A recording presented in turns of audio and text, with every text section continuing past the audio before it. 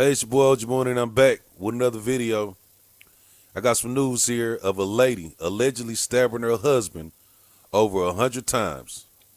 Please like and subscribe to the channel. Now let's get into the video.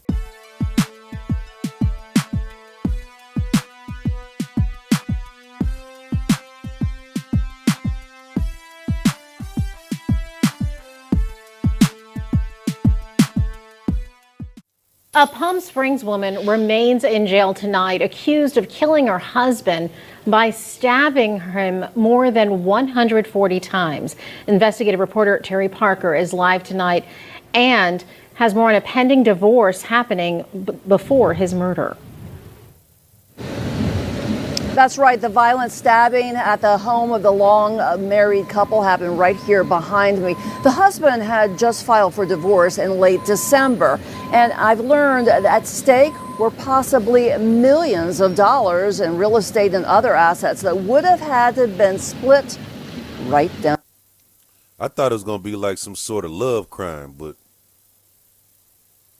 from what they saying, she probably killed him because he was leaving and he was going to take some of that money, and she wasn't finna deal with that. But to stab somebody over 100 times, you have to hate that person. That's some type of hate that you build up. That's not something that just happens randomly. Unless you got some type of mental issues. So if he was ready to leave her, that might have been one of the cases right there. And so many women get away with that type of shit. It's cool when they do that type of toxic shit, and it gotta be accepted, because it's socially unacceptable to hit a woman. But when you leave and try to get away from them, it's a problem. Let's continue. On the middle.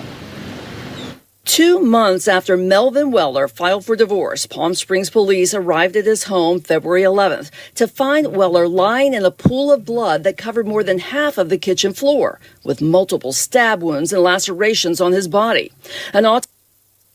She stabbed this man so much that the fucking blood covered half of the kitchen floor.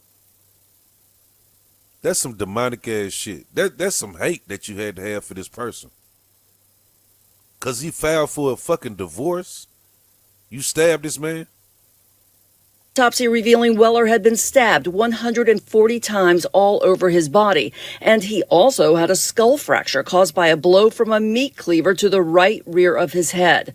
Police say they found knives and a meat cleaver in the kitchen sink, a bloody nightgown, and a trash bag near the body. And in the bedroom, they discovered Weller's 61-year-old wife, Joan Burke, with cuts on her hands and not saying a word. Her pending divorce no longer an issue. Out of words as to I bet it ain't. And what kind of sick joke was that they just told right there? Of course her pending the divorce is no longer an issue because she killed him. And why would the news tell that lady right there, just tell that sick ass joke? exactly how I'm feeling. Absolutely, this did not need to happen. This could have been dealt with through the courts in the best possible way. Attorney. Obviously, from what happened, she didn't want to settle it through the court. She probably thought she was going to kill that man and just get away with all the money, which that wasn't finna be the case. You done stabbed this man over 100 times. The lady said 140 times. That's some hate. You gotta really hate a person. You hated that man so goddamn much over a divorce, and then you bashed his head in with a fucking meat cleaver. That's some demonic ass shit. Nicole Hamill-Scott was handling divorce proceedings for Weller. She says one item of possible dispute, millions of dollars in real estate that under Florida law would have to be divided. She says she had just had a meeting outlining the terms with Burke's lawyer a week before the murder. That could be, one of the reasons, Terry. As you know, under Florida statutes, whenever there are marital assets pursuant to the Florida law, those marital assets would need to be equitably divided between the parties. It had to be divided. And then it just said that the lawyer just met with her lawyer a week before that.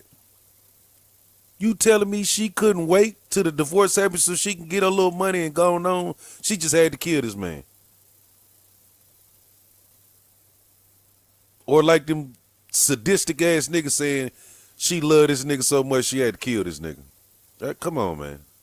That's some demonic ass shit. And certainly without getting too much into attorney-client privilege, the parties had substantial assets between themselves. One of those assets, Burke's pension from her job as a nursing assistant. Half of that, too, would have had to go to her soon-to-be ex-husband. We remember Mr. Weller coming into our office, a very pleasant, calm, loving man. It has taken my firm, by surprise. This is the last thing that we would have imagined would have happened by filing, a dissolution of marriage. First of all, I'm not buying that shit about her pension. They just alluded to the fact that they had millions in property. Couldn't that be the case? I don't think that fucking little bitty ass pension money is covering these millions. They could sell that shit to somebody else. Because their fucking pension as a nurse's aide, when they have millions in property, they gotta divide. Millions.